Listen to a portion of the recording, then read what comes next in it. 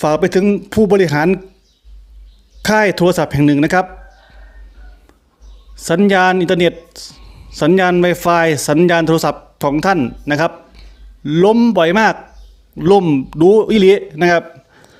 ฝากท่านมาปรับปรุงด้วยนะครับเมื่อวานก็ล่มทั้งคืนนะครับลูกผมกับจมพ่อง่ายไข้ด่วนเลยของท่านถูกกว่าเขาก็จริง